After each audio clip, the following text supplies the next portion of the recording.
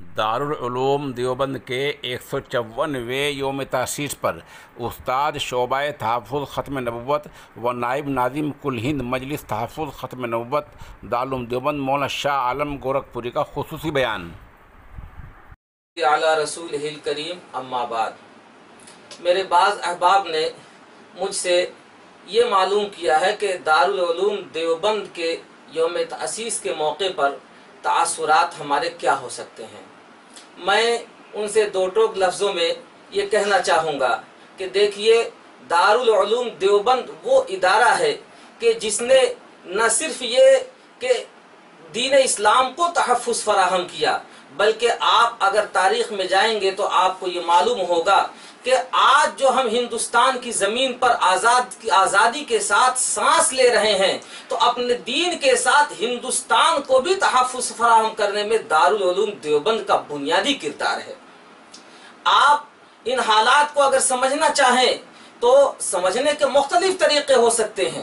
ان میں سے ایک طریقہ یہ بھی ہے کہ آپ دیکھیں تاریخی تناظر میں کہ دارالعلوم دیوبند کے فیوز و برکات کی کرنیں کس کس طرح سے اور کہاں کہاں پوری دنیا میں پائی جاتی ہیں۔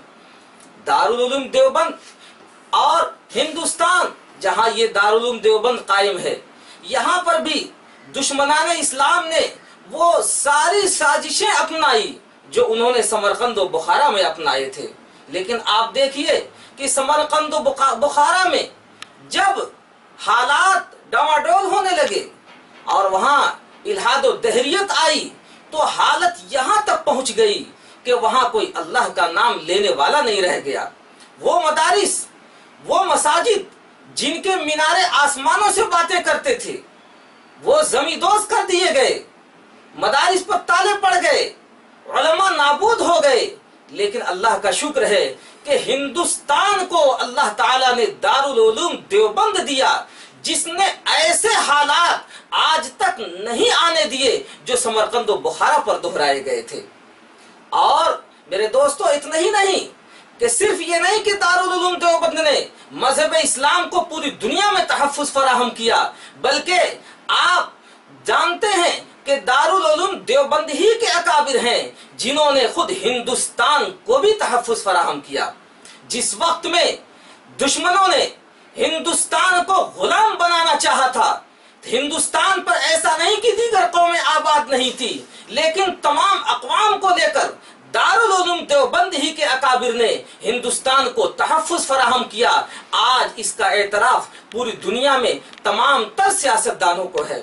اللہ کا شکر ہے کہ دارالعلوم دیوبند نے اسلام کو بھی تحفظ فراہم کیا اور ہندوستان کو بھی تحفظ فراہم کیا۔ اور یاد رکھیں، اسی وجہ سے دارالعلوم دیوبند کو کہا جاتا ہے کہ جیسے یہ ماضی میں تھا، ویسے آج بھی ملت اسلامیہ کا دھڑکتا ہوا دل ہے۔